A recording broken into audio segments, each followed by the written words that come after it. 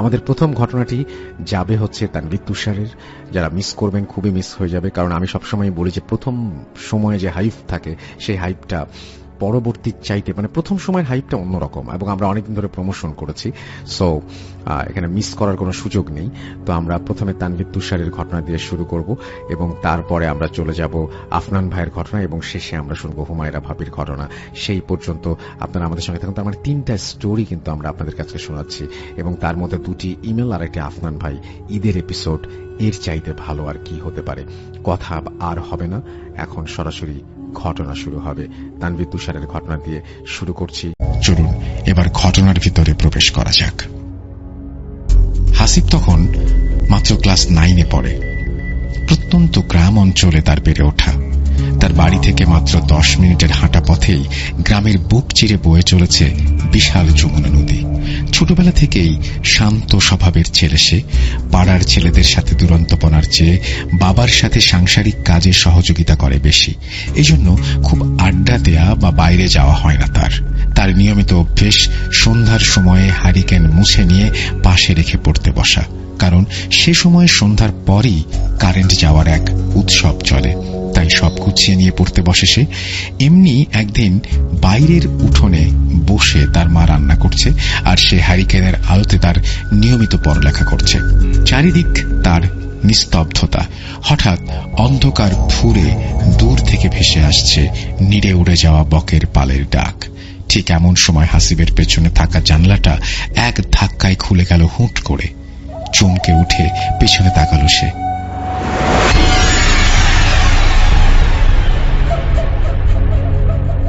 জানালার কাঠের পাল্লা দুটো তখনও ক্যাঁচ ক্যাঁচ করে তুলছে। জানালার পর্দাগুলো একদম স্থির, বাইরে কোথাও বাতাসের লেশ মাত্র নেই।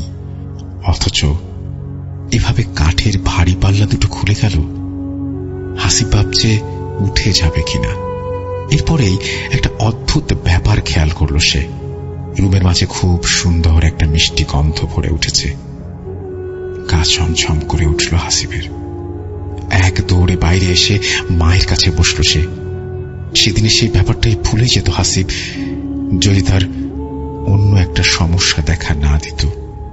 ইদানিং হাসিবের ঘুমের মাঝে বেশ অদ্ভুত রকমের একটা অনুভূতি হয়। মনে হয় জানালার পাশে দাঁড়িয়ে কেউ তাকে দেখছে। এটা ঠিক স্বপ্নের নাকি আঁতো জেগে থাকার কারণে হচ্ছে অনুভূতিটা হাসিব বুঝতে পারে না, কিন্তু কেউ যে তাকে দেখছে এটা সে ভালো করে উপলব্ধি করতে পারে। এর কিছুদিন পর থেকে মনে হয় তাকে ঘুমের মাঝে কি যেন ডাকছে। জানালার পাশ থেকে ভেসে আসছে ক্ষীণ একটা মেয়েলি কণ্ঠ। কি মধুর সেই ডাক! হাসিব, হাসিব, হ্যাঁ হাসিব, বাইরে এসো। হাসিব, হাসিব, এই হাসিব, বাইরে এসো। এরপরে আর কোনো কথা নেই। অন্ধকার থেকে এই ডাক ভেসে আসে, আবার অন্ধকারেই মিলিয়ে যায়। প্রায় 3 দিন পরে গভীর রাতে হঠাৎ হাসিব তার কাঁধে একটা শক্ত হাতের ঝটকানি অনুভব করে। ধড়মড়িয়ে পিছনে তাকিয়ে দেখে তার বাবা দাঁড়িয়ে আছে কাঁধে হাত দিয়ে, আর হাসিব নিজে দাঁড়িয়ে আছে তাদের উঠোন পেরিয়ে মেঠো পথের ঠিক মাঝে। হাসিব কিছুটা অপ্রস্তুত হয়ে যায় এমন পরিবেশের কারণে। তার বাবা তাকে প্রশ্ন করে, তুমি এত রাতে এখানে কি করছো? আমি বাইরে বের হয়েছিলাম, দেখি উঠোনের সামনে কেউ দাঁড়িয়ে। আমি কত ডাকলাম কে, কিন্তু কোনো উত্তর নেই। কাছে এসে দেখলাম তুমি। তোমাকে ডাকলাম, তাও কোনো উত্তর নেই। সামনে এক দৃষ্টিতে তাকিয়ে কি যেন দেখছো। হাত দিয়ে ধাক্কা দিলাম পরে। হাসিব তার বাবাকে বিস্তারিত কিছু বলল না। বলল, রাতে ঘুম আসছিল না তাই বেরিয়েছিলাম, কিন্তু তুমি যে ডেকেছো তা তো খেয়াল করিনি। অথচ হাসিব নিজেও বুঝতে পারছে না এখানে সে কি করে আসলো। মনের মাঝে অনেক প্রশ্ন নিয়ে আবার শুয়ে পড়ল হাসিব। কোনোভাবেই কোনো যুক্তিতেই মিলাতে পারছে না কিছু। এত রাতে কেন, কিভাবে সে রাস্তায় চলে এলো? এভাবে কেটে গেল আরো কিছুদিন। এর মাঝে রাতে সেই ডাক হাসিব মাঝে মাঝে শুনতে পেত। গভীর রাতে আবার সেই কণ্ঠ একদিন ভেসে আসলো হাসিবের কানে। বাইরে তখন ঘন কালো অন্ধকার। হাসিব বিছানা থেকে উঠে ঘরের দরজা খুলে বাইরে বেরিয়ে আসলো। হাসিব দরজা খুলে বের হতে একটা অদ্ভুত ব্যাপার খেয়াল করল। বাইরে এখন ঘন অন্ধকার থাকার বদলে মনে হচ্ছে চারপাশে ভোরের আভা ফুটে উঠেছে। তার থেকে কিছু সামনেই একটা নারী অবয়ব দাঁড়িয়ে, কিন্তু সে উল্টো করে দাঁড়ানো। একরাশ মেঘ কালো চুল তার বাতাসে উঠছে। সেই পরিচিত মিষ্টি গন্ধটা ভেসে আসছে অবয়বের দিক থেকে। হাসিব মন্ত্রমুগ্ধের মতো তাকিয়ে হাঁটা দেয় সেই নারী অবয়বের দিকে। হাসিব হেঁটে যাচ্ছে, আর সেই মেয়েও হেঁটে যাচ্ছে। কোনো মতেই যেন দূরত্ব কমছে না। হাসিব এক পর্যায়ে এক দৌড় দেয় মেয়েটির দিকে, কিন্তু তবুও যেন এই দূরত্ব কমবার নয়। হাসিব যখন দৌড়ে তাদের গ্রামের বাড়িগুলো পার করে ফসলের মাঠের মেঠো পথ ধরেছে, ঠিক তখনই খেয়াল করল সামনে আর সেই অবয়বটি নেই। চারপাশ যেন মুহূর্তে বদলে গেল। ঘন কালো রাতের অন্ধকার যেন ঘিরে ফেলল তাকে। না, এত অন্ধকারও না। হঠাৎ আলো থেকে অন্ধকার হওয়াতে একেবারে সবকিছু মিশমিশে কালো হয়ে গিয়েছিল। একটু দাঁড়াতেই চোখ শুয়ে এলো অন্ধকারে। আবছা সব দেখা যাচ্ছে ক্ষীণ একটা আভায়। দূর থেকে খোলা হয়ে কাছে গেলে তা স্পষ্ট দেখা যাচ্ছে। কানে জ্বালা ধরানো ঝিঁঝি পোকার ডাক ভেসে আসতে লাগলো ফসলের মাঠ থেকে। এবার হাসিব ভয় পেতে শুরু করলো। এত গভীর রাতে বাড়ি থেকে এত দূরে কি করে? সে তো বিছানায় শুয়ে ঘুমাচ্ছিল। ঘোর ভাঙতেই তার অবয়বের ডাকের কথা মনে পড়ল। গ্রামে বলে, নিশীথে ডাকিলে বাইরে যেতে নেই। ভয়ে ভয়ে বাড়ির দিকে হাঁটা দেয় হাসিব। ফসলের জমির পাশের মেঠোপথ থেকে গ্রামের বড় মেঠোপথে উঠেই হাসিব দেখে দূরে একটা সাদা কিছু পড়ে আছে। রাস্তায় যে দিকটায় এমন সাদা কিছু দেখা যাচ্ছে, সেখানে এক পাশে বিশাল ফসলের ক্ষেত, আর অন্য পাশে ছোট দুইটা মজা ডোবা, আর সেই ডোবার পাশে সারি সারি কলা গাছ।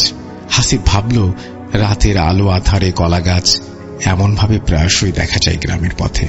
এমন অনেক আগেও হয়েছে। ভয় পেয়ে কাছে গিয়ে দেখেছে কলা গাছ পড়ে আছে রাস্তায়। তার মাঝে আজ সেটা ভয় ঢুকেছে ভেতরে। সুতরাং এটা স্বাভাবিক। নিজেকে অভয় দিয়ে হাঁটতে শুরু করে হাসিব। আস্তে আস্তে সামনে এগোতেই সাদা জিনিসটা ধরা দিচ্ছে তার দৃষ্টিতে, আর তাতেই যেন ভয় আরো বেড়ে যাচ্ছে তার কাছে। কাছে যেতেই যেন চকচক করে উঠল সাদা বস্তুটি। আবছা অন্ধকারেও সাদা যেন চোখে ছুঁয়ে এসেছে। একটা নতুন বাঁশের চাঁটাইয়ের ওপর কাফন করা একটা লাশ শোয়ানো। ভয়ে হাসিবের পা যেন থেমে গেছে। তার মনে হলো পা থেকে মাথা পর্যন্ত সব একসাথে থেমে গেছে। শরীরের সমস্ত লোমগুলো যেন ভয়ে দাঁড়িয়ে গেছে। তার মনে হচ্ছে যেন শরীরের শিরা উপশিরা দিয়ে ঠান্ডা বরফের স্রোত বয়ে চলেছে। তার মনে হলো কেউ যেন কোথা থেকে আর চোখে তাকে দেখছে এবং দৃষ্টি দিয়ে গিলে ফেলছে তাকে। সময় আর যাচ্ছিল না, থেমে গেছে। মনে হচ্ছে কত ঘন্টা ধরে এই পাথরের মতো দাঁড়িয়ে আছে সে। এমন সময় হঠাৎ মনে হলো যেন মানুষের আওয়াজ শুনল সে। শরীরে যেন হঠাৎ বিদ্যুৎ খেলে গেল। সে কান খাড়া করে খুঁজছে সেই শব্দের উৎস। হঠাৎ দেখে পাশে অন্ধকার ফুঁড়ে একটা লোক বেরিয়ে আসলো তার দিকে। না, এই লোককে তার গ্রামে তো সে কখনো আগে দেখেনি। লোকটি তার দিকে এগিয়ে আসে। এসেই অনেক গম্ভীর, বেশ রাশভারী কণ্ঠে বলে, তোমাদের গ্রামে কবরস্থানটা কোন দিকে বলতে পারবে? এই কণ্ঠেই যেন লুকিয়ে আছে রাজ্যের ভয়। হাসিব তখন ভয়ে কাঁপছে। তার সারা শরীর ঘেমে যাচ্ছে। সে ভয়ে ভয়ে বলল, এই মাঠ পেরিয়ে সামনে একটা জঙ্গল আছে। সেই মাঠ পার হলেই বাঁশঝাড় পড়বে, সেটাতেই আমাদের গ্রামের কবরস্থান। লোকটি হাসিবকে বলল, তুমিও চলো আমার সাথে। এই লাশটাকে কবর দিতে হবে। তুমি আমাকে কবরস্থান পর্যন্ত নিয়ে যাবে, দেখিয়ে দেবে। হাসিব তখন বলল, আমি গ্রামে যাই, আরো কিছু লোকজন নিয়ে আসি। এই পথে কবরস্থানে প্রচুর শেয়ালের দল, আর এই লাশের খাটিয়া নেয়ার জন্য তো মানুষ দরকার। লোকটি রাগান্বিত হয়ে হাসিবের দিকে তাকাতেই দেখল চোখ দিয়ে যেন রাগে আগুনের হলকা বের হচ্ছে। আর কথা বলার মতো সাহস নেই হাসিবের। লোকটি যেদিক থেকে বের হয়ে এসেছিল সেই দিকে আরো দুজন লোক বেরিয়ে আসলো। তাদের চোখও মনে হচ্ছে লাল রক্তবর্ণ। ভয়ে তাদের মুখ দিয়ে কোনো কথা বের হচ্ছে না। বারবার মনে হচ্ছে এই বুঝি জ্ঞান হারিয়ে ফেললেই বেঁচে যায় তারা। এটা কি কোনো স্বপ্ন নাকি বাস্তব, নাকি স্বপ্ন আর বাস্তবের মাঝে আটকে যাওয়া? বুঝতে পারে না হাসিব। লোকটি হাসিবকে লাশের দিকটা দেখিয়ে বলল, এই খাটিয়ার এক পাশটা ধরে আমাদের সাথে কাঁধে নাও। হাসিব ভয়ে ভয়ে এগিয়ে গেল লাশটির দিকে। সে পেছনের বাম পাশের মাথাটা ধরে তাদের তিনজনের সাথে কাঁধে তুলে নিল খাটিয়াটি। বাঁশ দিয়ে বানানো একটা খাটিয়া, তার চারপাশে কোনো বাউন্ডারি নেই। কাঁধে নিতেই ভেসে এলো একটা তীব্র মিষ্টি গন্ধ।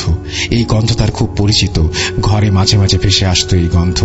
আজ মেয়েটার পেছনে আসার সময়ও ঠিক এমনই গন্ধ তার নাকে এসেছে। তবে কি তার সাথে পরিকল্পিতভাবে কিছু হচ্ছে? ভয়ে ভয়ে লাশ কাঁধে নিয়ে পা চালাতে থাকে হাসিব। লাশের ওজন বেশ স্বাভাবিক মনে হচ্ছে।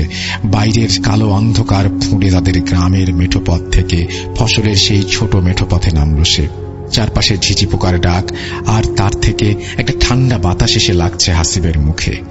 লোক তিনজন নিজের মাঝে কি সব যেন কথা বলছে, চেষ্টা করেও যেন কিছু বুঝতে পারছে না হাসিব।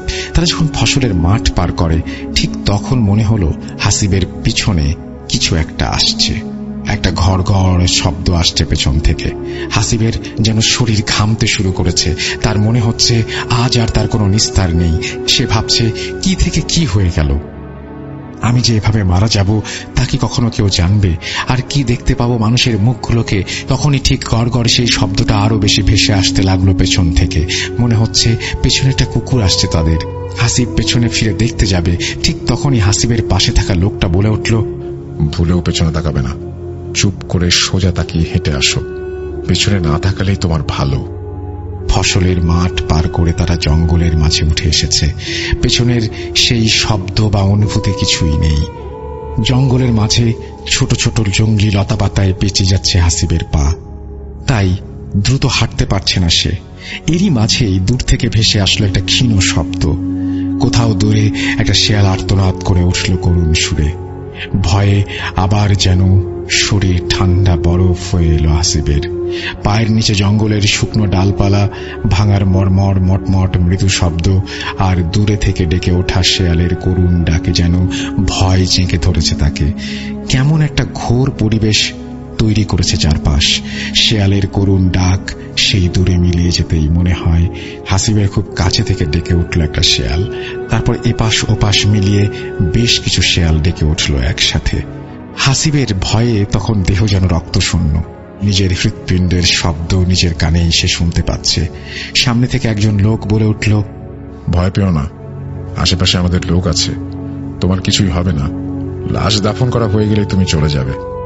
জঙ্গল পার করে তারা যখন বাঁশঝাড়ের মধ্যে ঢুকছে, তখন শেয়ালের ডাক কমে এসেছে। চারপাশে যে আরো মানুষ আছে এটা তখন খেয়াল করলো হাসিব। তার আশেপাশে আরো অনেক এমন অচেনা লোক দেখতে পেল সে।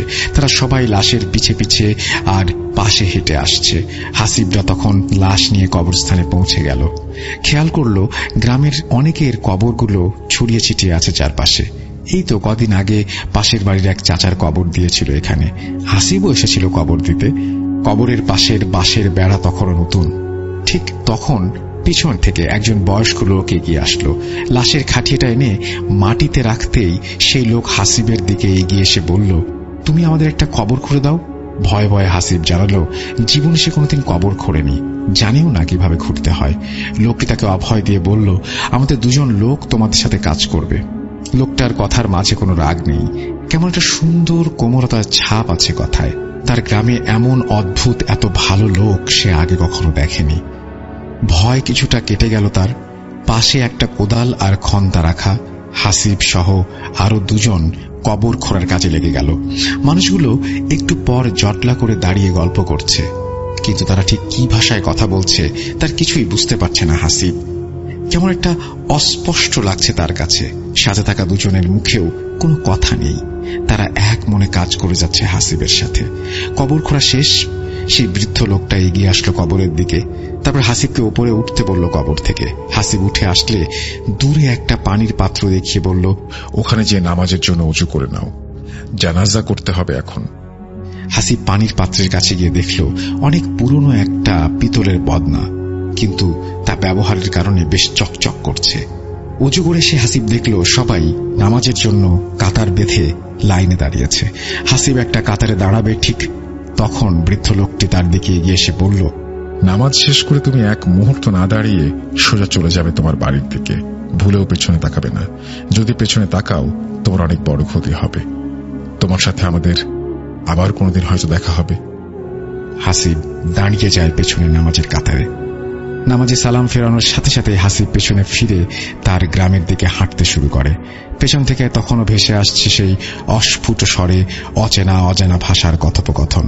হাসিব জঙ্গল পার করে মাঠের সেই রাস্তা ধরে দিয়ে দৌড়। চারপাশে তখন ভোরের আলো ফুটছে।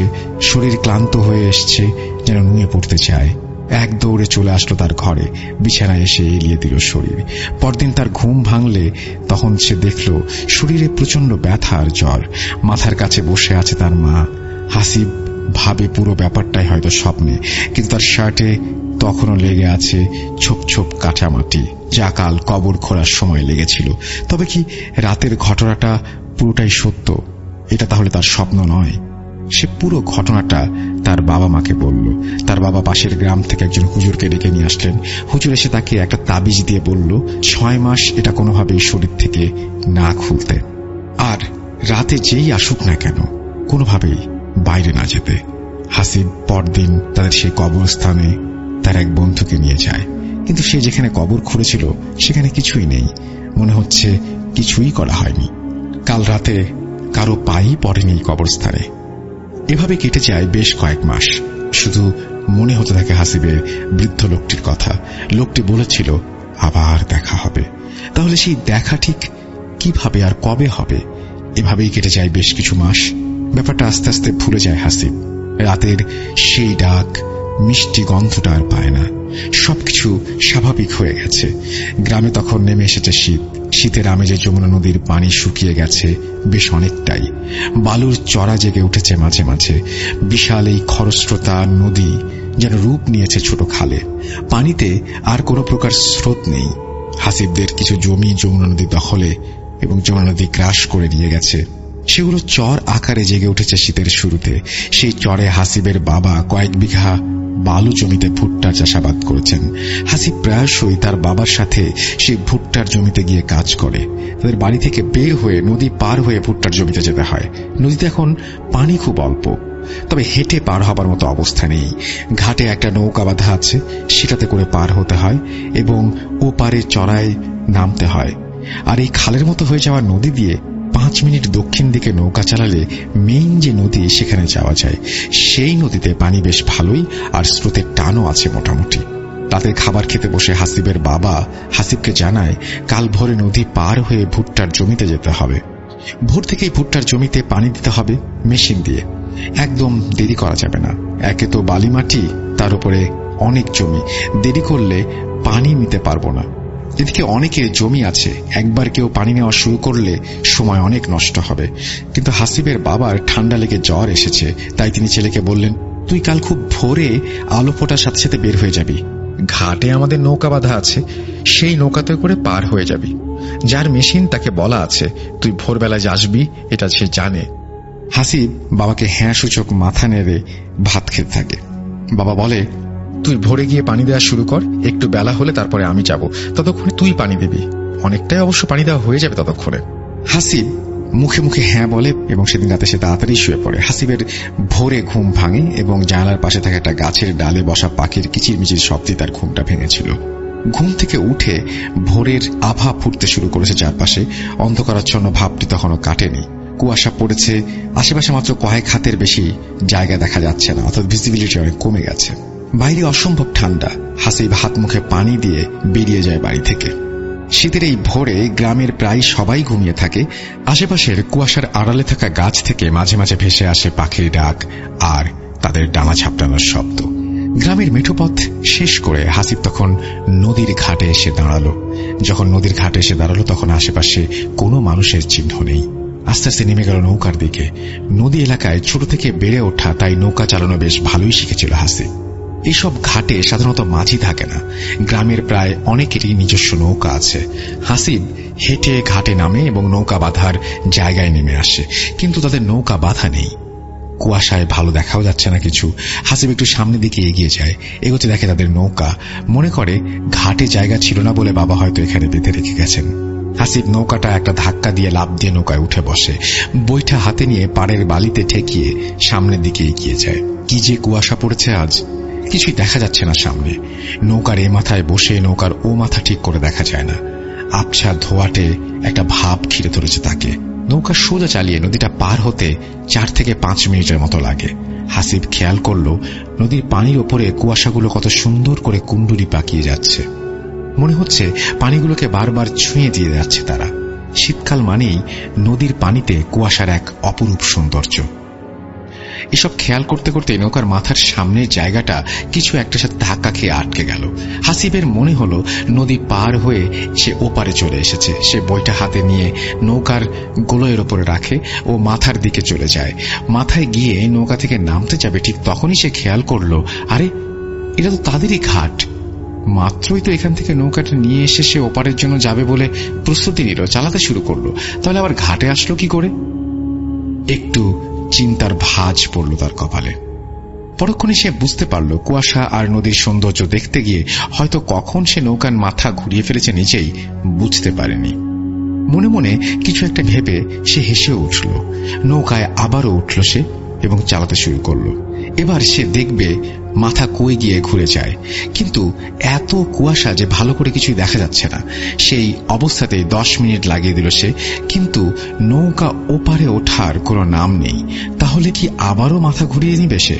হাসিব বৈঠা নিয়ে মাথা ঘোরাতে গেল এবং আবারও সামনের দিকে এগোতে লাগলো নৌকা। কি একটা নৌকার সামনে ঘুরে গেল। হাসিব বৈঠা নৌকার ওপরে রেখে আবার সামনের দিকে হেঁটে নৌকার সামনের মাথায় এগিয়ে গেল, কিন্তু সেখানে কিছুই নেই, কিছুই দেখতে পাচ্ছে না। নৌকা যে নদীর কোন জায়গায় সেটাও বোঝা যাচ্ছে না। ভিজিবিলিটি নাই কুয়াশার কারণে, সামনে যতটুকু দেখা যায় ততটুকু পানি। হাসিব চিন্তা করলো এতক্ষণে তো ওপারে পৌঁছে যাওয়ার কথা। ঠিক তখনই হাসিবের চোখে পড়ল নৌকার অপর প্রান্ত, যেন ঘন কুয়াশার ওপরে উঠছে একগুচ্ছ কালো চুল। নাকে ভেসে আসছে পরিচিত সেই মিষ্টি গন্ধ। নৌকার অপর পাশে গোলইয়ের উপরে বসে ওঠে কে? ভালো করে তাকাতেই দেখল সেই নারী মূর্তি। ডান হাত দিয়ে বাম হাতের কনুইয়ের ওপরে হাতড়ে দেখল হাসিব। সর্বনাশ হয়ে গেছে, হুজুরের দেয়া তাবিজটা তো নেই। হাসিব কি করবে ভেবে পাচ্ছে না। তার কি করা উচিত? তার কি নৌকা থেকে লাফ দেওয়া উচিত? না, তা ঠিক হবে না। শুনেছে পানিতে পড়ে গেলে নাকি মাথা ঠেসে ধরে। ভয়ে শরীর শক্ত হয়ে আসছে হাসিবের। হৃৎপিণ্ড যেন থেমে গেছে। অতি প্রাকৃত কিছু হয়ে যেতে পারে যে কোনো সময়। নারী অবয়বটা হাত বাড়িয়ে বৈঠা তুলে নিল। যেন গলা দিয়ে হাসিবের একটি আওয়াজও বের হচ্ছে না, তবু এত জোরে চিৎকার করছে যেন তার মাঝেই সে জ্ঞান হারিয়ে ফেলবে। এর মাঝেই ভেসে আসলো পানিতে বৈঠা ফেলার শব্দ। ভুঁ করে লুটিয়ে পড়ল হাসিব।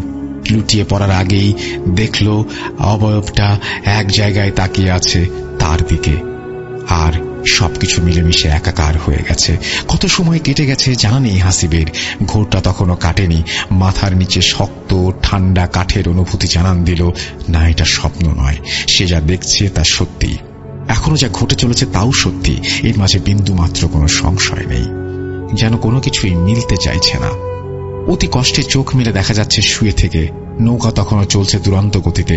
চারপাশে কুয়াশার ভাবটা কেটে গেছে অনেকটাই, কিন্তু ঘন অন্ধকারাচ্ছন্ন চারপাশ মনে হচ্ছে গিলে খাচ্ছে তাকে।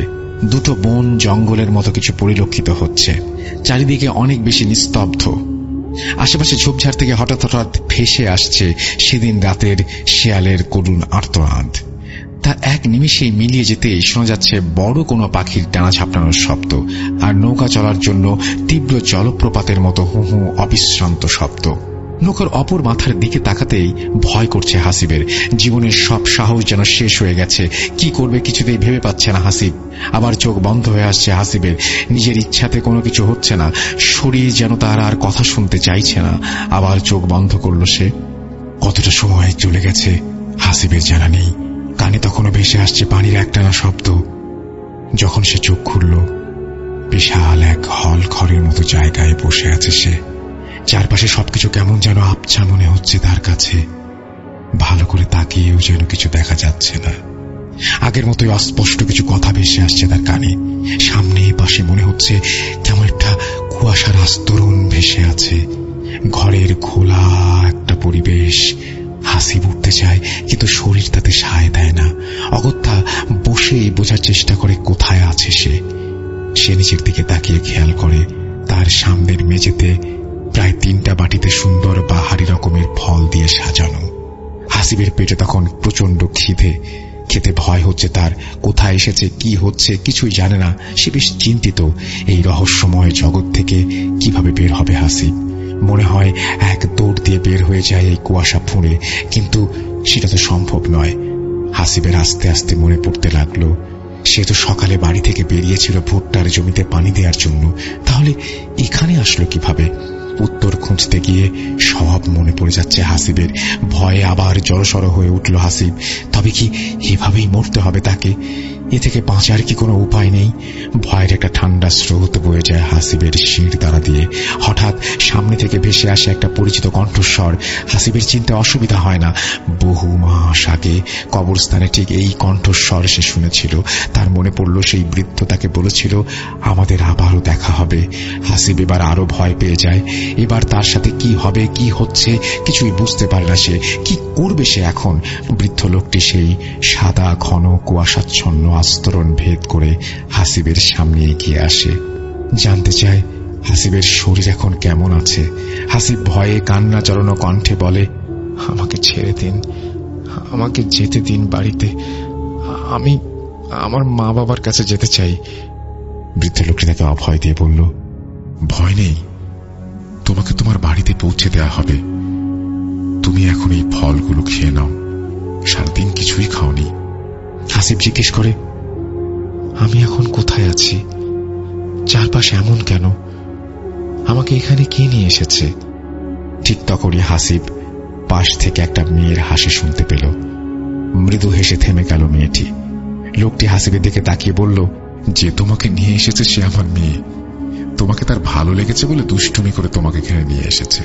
তবে তুমি কোথায় আছো এটা জানার দরকার নেই, বা তুমি বুঝতেও পারবে না। তোমাকে তোমার ঠিকানায় রেখে আসা হবে, তোমার কোনো ক্ষতি হবে না। ভয়ের কিছু নেই, তুমি খেয়ে নাও। এরপরে লোকটি আবার যেন মিলিয়ে গেল, আবার দূরে থেকে ভেসে আসলো। লোকটি কারোর সাথে রাগান্বিত হয়ে কি যেন বলছে অন্য ভাষায়, যা বোঝার ক্ষমতা বা পরিস্থিতি কোনোটাই নেই হাসিবের। সামনের বাটি থেকে হাসিব কয়েকটা আঙুর মুখে তুলে নিল। এরপরে আর কিছুই মনে নেই তার। প্রচন্ড ঠান্ডায় হাসিবের শরীর কাঁপছে। হিম ঠান্ডা হু হু বাতাস এসে লাগছে হাসিবের মুখে। চোখ খুলতেই একরাশ বালির ঝাপটা এসে লাগলো তার মুখে। ক্ষীণ হয়ে ভেসে আসছে পানির শব্দ। মনে হচ্ছে পানির ঢেউ এসে ধাক্কা দিচ্ছে কোনো পাড়ে। চোখ বন্ধ করে ফেলল হাসিব। হাত নাড়তেই বুঝতে পারল বালির মাঝে শুয়ে আছে সে। তাড়াতাড়ি করে উঠে বসল হাসিব।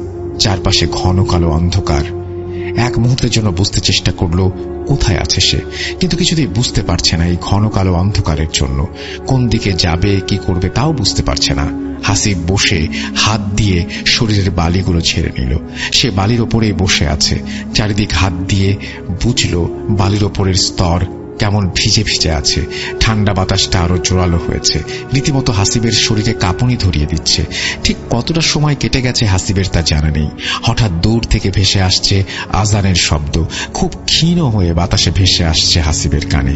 এরপর যেন আবার মিলিয়ে গেল শব্দটি। আবার সেদিন ভোরের মতো চারিদিকে ফুটে উঠল সকালের আভা। চারিদিক আবছা দেখা যাচ্ছে তখন। আর কিছু সময় কেটে যাওয়ার পর বেশ ভালো করে দেখা যাচ্ছে চারপাশ। হাসিব উঠে দাঁড়ালো। ঘন কুয়াশা যেন এই ফাঁকা জায়গা গিলে খেয়েছে। বেশি কিছু দেখা যাচ্ছে না চারপাশে। হাসিব একদিকে হাঁটতে শুরু করলো। কিছু দূর যেতেই তার সামনে পড়ল ভুট্টার জমি। এতক্ষণে হাসিব বুঝতে পারল সে তার নদীর এপারে এসেছে। হাসিব উল্টো ঘুরে নদীর দিকে দিল দৌড়। কিছুটা সামনে গিয়ে দেখল পরিচিত সেই নদী। সে কি তাহলে এতক্ষণ এগুলো স্বপ্ন দেখল নদীর পাড়ে শুয়ে শুয়ে? আর এই স্বপ্ন যদি সে দেখবে তাহলে নদীর এপারে তার নৌকা এলো কিভাবে? তাহলে কি এতক্ষণ এগুলো স্বপ্ন দেখলো নদীর পাড়ে শুয়ে? আর স্বপ্ন যদি দেখবে তাহলে নদীর এপারে নৌকা এলো কিভাবে? নৌকা ছাড়া এপারে আসা সম্ভব নয়। আর কিছু ভাবতে পারছে না হাসিব। এত এত প্রশ্ন তার মাথা খারাপ করে দিচ্ছে। কিছুর উত্তর খুঁজে পাচ্ছে না। নদীর পাড়ে আবারও বালিতে বসে পড়ল হাসিব। সকালে যদি কেউ নৌকা নিয়ে পাড়ে আসে তবে তার সাথে হাসিবও চলে যাবে ওপারে। হাসিব বসে আছে বেশ কিছুক্ষণ। এর মাঝে এই নদী থেকে ভেসে আসলো বৈঠা চালানোর শব্দ। তাড়াতাড়ি করে উঠে দাঁড়ালো সে। আস্তে আস্তে কুয়াশার মাঝে দৃশ্যমান হতে থাকলো কালো ডিঙি নৌকা। হাসিব উৎকণ্ঠা নিয়ে তাকিয়ে আছে নৌকার দিকে। নৌকা থেকে এক ছেলে হাসিবকে দেখে চিৎকার করে উঠল, আরে হাসিব, এতদিন পরে তুই এখানে কোথা থেকে? প্রশ্ন শুনে চমকে উঠল হাসিব। এ তো তার গ্রামের পাশের বাড়ির বড় ছেলে। হাসিব তাকে বলল, আমাকে আগে বাড়ি নিয়ে যা ভাই। ছেলেটি হাসিবকে নৌকায় উঠতে বলল। হাসিব নৌকায় উঠলে নৌকার মাথা ঘুরিয়ে বৈঠা চালাতে শুরু করলো ছেলেটি, আর তাকে জানালো গত 3 দিন ধরে তার কোনো খোঁজ নেই। চাচা বলল সেদিন তোর সকালে এসে নাকি জমিতে পানি দেওয়ার কথা। সকালে দেখলো তুই বাসায় নেই। চাচা ভাবলো তুই পানি দিতে এসেছিস, কিন্তু নদীর ঘাটে এসে দেখলো এবারে নৌকা বাঁধা। চাচা নৌকা নিয়ে পরে যেয়ে শোনে তুই নাকি পানি নিতে আসিসনি। এরপর থেকে আর তোর কোনো খোঁজ নেই। চাচা চাচি একবারে ভেঙে পড়েছে তোর জন্য। এতদিনে তুই কোথায় ছিলি? হাসিব চিন্তা করতে পারে না। 3 দিন মানে 3 দিন ধরে আবার কোথায় ছিল? কিছুই তো মনে নেই তার। শুধু মনে আছে লোকটাকে সে আবার দেখছে। হাসিব কোনো উত্তর দেয় না। এর মাঝে নৌকা এসে ধাক্কা খায় ঘাটে। হাসিব নৌকা থেকে নেমে বাড়ির দিকে দৌড় দেয়। বাড়িতে পৌঁছে উঠোন থেকে মাকে জোরে জোরে ডাক দিতে থাকে। হাসিবের মা বাবা দৌড়ে বের হয়ে আসে। আশেপাশের বাড়ির অনেকেই বের হয়ে আসে। সবাই তার কাছে জানতে চায় কি হয়েছিল তার, আর এই 3 দিন সে কোথায় ছিল। হাসিব কিছুই বলতে পারে না তাদের। সে নিজেও বিশ্বাস করতে পারছে না সে 3 দিন হলো নিরুদ্দেশ ছিল। তার তো মনে আছে 1 ঘন্টা কোথাও আটকে ছিল, আর মা তাকে ঘরে নিয়ে যায়। সকালের খাওয়া শেষ করে হাসিব তার মাকে পুরো ঘটনা জানায়। হাসিবের মা তাকে জানায়, তুই সেদিন চলে যাওয়ার পরে আমি তোর বিছানা গোছাতে এসে দেখি তাবিজটা পড়ে আছে বিছানার মাঝে। হাসিব তার বাবা মাকে পুরো ঘটনা জানায়। হাসিবের বাবা বিকেলে একজন হুজুর ডেকে নিয়ে আসে। তিনি হাসিবকে দেখে সবকিছু শুনে বলেন, এটা জিনদের কাজ, আর ওই মেয়েটা তোমাকে পছন্দ করে তাই তোমাকে নিয়ে গিয়েছিল, কিন্তু তার বাবা তার সাথে রাগারাগি করে তোমাকে আবার দিয়ে গেছে। কিন্তু তারা তোমাকে ঠিক কিছু খাইয়েছে, যার কারণে তুমি সময় গুলিয়ে ফেলেছ। গত 3 দিন কোথায় ছিলে কিছুই বুঝতে পারোনি। তুমি এই 3 দিন কোথায় ছিলে এটা বুঝতে পারবেও না। তুমি কি আজান শুনেছিলে এই 3 দিনে? হাসিব উত্তর দেয়, আমি এই 3 দিন কোনো আজান শুনিনি। এমনকি আমি যে 3 দিন ধরে সেখানে এটাও বুঝিনি। আমার শুধু কয়েক মুহূর্তের কথাই মনে আছে। হুজুর বলে, তারা ভালো, তারা তোমার কোনো ক্ষতি করেনি, ভয়ের কিছু নেই। তোমার শরীর বন্ধ করে দিচ্ছি, নিয়মিত নামাজ পড়বে, দোয়া পড়ে ঘুমাবে, আর সমস্যা হবে না। এরপর কেটে যায় অনেকগুলো বছর। হাসিব তখন মেডিকেলে চান্স পায়। এর মাঝে তার তেমন কোনো কিছু ঘটেনি। বেশ ভালোই কাটছিল সময়। পেছনে সেই ভয়াল রাতগুলো ভুলে যেতেই বসেছিল। মানব দেহ নিয়ে যেহেতু পড়া, এই সম্পর্কে যতটা ভালো জানা যায় তার সর্বোচ্চ চেষ্টা করছে সে। তাই সে স্যারকে বলে মর্গে কোনো পোস্টমর্টেম হলে মাঝে মাঝে সেখানে উপস্থিত থাকার ব্যবস্থা যেন করে দেয় সে। বিভিন্ন সময়ে বিভিন্ন লাশের মৃত্যু রহস্য নিয়ে বেশ আগ্রহ থাকত তার। সেই সুবাদে মর্গের ডোম আর দারোয়ানদের সাথে বেশ ভালোই খাতির জমে যায়। হঠাৎ একদিন তার স্যারের সাথে দেখা এক ছুটির সময়ে। মেডিকেল কলেজ কদিন বন্ধ, প্রায় সবাই চলে গেছে গ্রামে। হাসিব কথায় কথায় স্যারের কাছে জানতে পারল মর্গে একটা মেয়ের পোস্টমর্টেম হবে কাল। স্যার নিজেও থাকবেন তখন, সেও যদি চায় থাকতে পারে। হাসিব কিছু না ভেবেই সানন্দে রাজি হয়ে গেল। সারাদিন কাজ থাকবে, তাই রাত 9টার দিকে পোস্টমর্টেম শুরু হবে বলে হাসিবকে জানিয়ে দিল। আর নির্দিষ্ট সময়ের মাঝে যেন হাসিব মর্গে উপস্থিত হয় এটাও বলে স্যার চলে গেলেন। হাসিব ভেবেছিল রাতে সে বাড়ি চলে যাবে, কিন্তু স্যার নিজে থাকবেন, অনেক কিছুই জেনে নেওয়া যাবে তখন। সেজন্য একদিন বেশি থেকে গেলে তেমন কোনো অসুবিধা নেই। পরদিন ঠিক রাত 8:30টায় হাসিব বের হয়ে যায় বাসা থেকে। মোটামুটি বাসা ফাঁকা, তার রুমমেট আর ক্লাসমেট সে গ্রামে চলে গেছে ছুটিতে। পাশের এক রুম ফাঁকা, তারাও চলে গেছে। তার আরো পরে একটা রুম, সেখানে এক বড় ভাই থাকে। বাসা থেকে বের হয়ে দরজায় তালা লাগিয়ে হাঁটতে শুরু করে হাসিব। যেখানে সে থাকে সেখান থেকে মর্গে যেতে 15 মিনিটের বেশি সময় লাগার কথা নয়। হাসিব আলো আধারিতে ল্যাম্পপোস্টের আলোয় হাঁটছে আর ভাবছে মর্গগুলো সবসময় নির্জন জায়গায় হয় কেন? এটাও তো হাসপাতালের একটা অংশ, কিন্তু তারপরে একটু দূরে জঙ্গলে ঘেরা জায়গাগুলোই কেন বেছে নেওয়া হয় মর্গের জন্য? মনে হয় ভুতুরে পরিবেশের পূর্ণ রূপ দিতে এই ব্যবস্থা। মনে মনে হেসে হাসিব মর্গের কাছে চলে যায়। মর্গ থেকে বেশ খানিকটা সামনে একটা ল্যাম্পপোস্টের পাশে 2 হাত লম্বা একটা লাঠি হাতে চেয়ারে বসে আছে মর্গের দারোয়ান। হাসিবকে দেখে এসে বসা থেকে উঠে দাঁড়ায়। কি মামা, আজ আবার কোনো কাটাছেড়া আছে নাকি? হাসিব হেসে তার দিকে এগিয়ে গিয়ে বলে, কাটাছেড়া ঠিক না, কাটা সেলাইয়ের কাজ আছে বলে হেসে ওঠে দুজন। হাসিব জিজ্ঞেস করে, ডোম আর স্যার এসেছে নাকি? দারোয়ান জানায়, এখনো কেউ আসেনি, আর আজ যে পোস্টমর্টম হবে সেটাও সে জানে না। তবে হাসিবের কথা শুনে সে জানায় একটা মেয়ের লাশ এসেছে গতকাল। মনে হয় কিছু দিয়ে ঝলসে দেয়া হয়েছে তার চেহারাটা। বেশ ভয়ানক হয়ে আছে দেখতে, দেখলেই গা কেমন ছমছম করে। আর কিছুক্ষণ আগে আরো একটা লাশ এসেছে, জমি সংক্রান্ত জেরে খুন করা হয়েছে। গল্প করতে করতে এগিয়ে যাচ্ছে ঘড়ির কাঁটা। সময় তখন রাত 9টার ঘর ছুঁয়ে ফেলেছে। এখনো কেউ আসছে না, এটাই চিন্তা করছে হাসিব। চিন্তার ফাঁকে মর্গের দিকে তাকিয়ে আছে সে। টিমটিমে একটা লাল লাইট জ্বলছে বাইরের দরজার উপর। তার আলোয় ছোট পিচের রাস্তাটা চকচক করছে। আশেপাশে কিছু ছোট ছোট বড় গুল্মলতার ঝোপ রয়েছে, আর সেখান থেকেই থেমে থেমে ভেসে আসছে ঝিঝি পোকার ডাক। হাসিব কি মনে করে এগিয়ে যায় মর্গের দিকে। পেছন থেকে দারোয়ান বলে ওঠে, এই মামা, ওদিকে কই যান? কেউ তো নেই ওখানে। হাসিব পেছনে না তাকিয়ে বলে, সমস্যা নাই, ডোম বা স্যার আসলে তুমি পাঠিয়ে দিও, আমি একটু ঘুরে আসি মর্গের পাশ থেকে। আর কিছু বলল না দারোয়ান। হাসিব মর্গের দিকে এগিয়ে যাচ্ছে, আর নিজেই নিজের সাহস দেখে অবাক হচ্ছে। এই অন্ধকার রাতে এক রুমে বন্দি দুটা লাশের দিকে এগিয়ে যাচ্ছে সে, অথচ নিজের মাঝে কোনো ভয়ের অনুভূতিই নেই। হাসিব মর্গের সামনে গিয়ে দাঁড়ায়। চারপাশে ঘন অন্ধকার। একটা লাল লাইট যতটা পারে আলোকিত করছে সামনের অংশ। মর্গের এখানে দাঁড়িয়ে দারোয়ানের দিকে তাকিয়ে সে দেখে লাঠির ওপরে ভর দিয়ে সে ঝিমুচ্ছে। দরজায় তালা লাগানো নেই, বাইরের দিক থেকে হ্যাজবোল আটকে দেয়া। হাসিবের একবার মনে হলো সে মর্গের ভেতরে ঢুকে যায়। একা একা মর্গের ভেতরে যাওয়ার অভিজ্ঞতা কেমন এটা দেখার লোভ সামলাতে পারছে না সে। হাত বাড়িয়ে খুলে ফেলল ঘরের দরজা।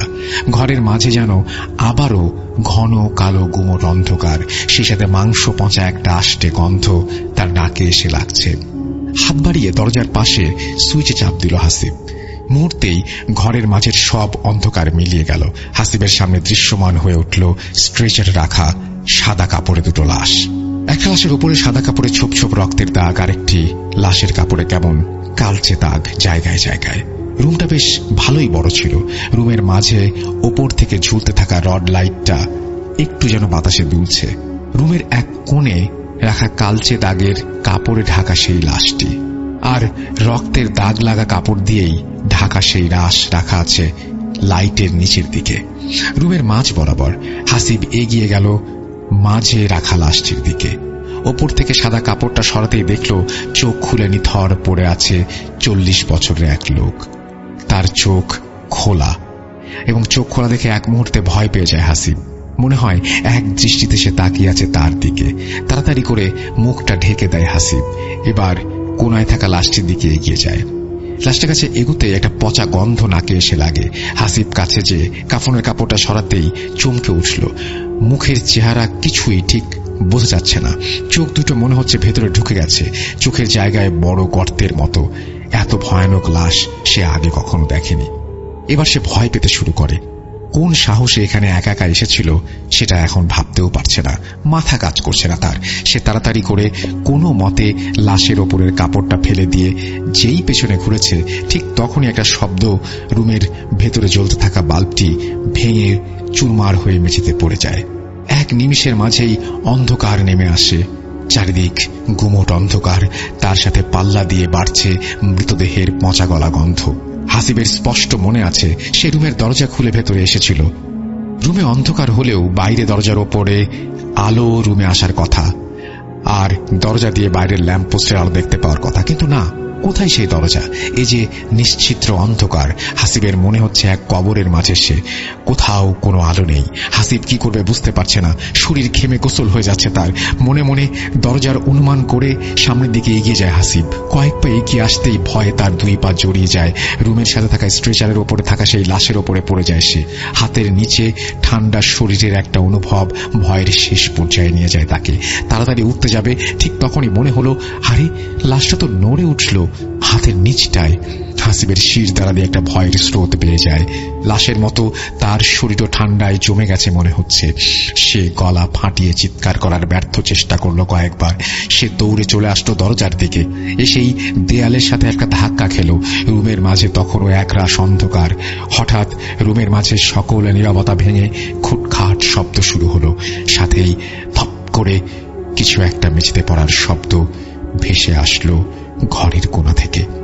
হাসিবের মনে হয় আজ আর তার নিস্তার নেই। নিজের উপরে প্রচন্ড রাগ হতে থাকে।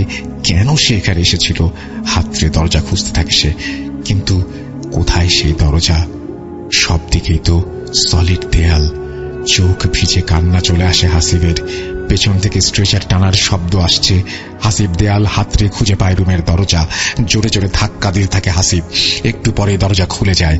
রুমের বাইরে দাঁড়িয়ে আছে সেই দারোয়ান। হাসিব যেন তাকে দেখেই জড়িয়ে ধরে কান্নায় ভেঙে পড়ল। তার শরীর এখনো কাঁপছে থরথর করে।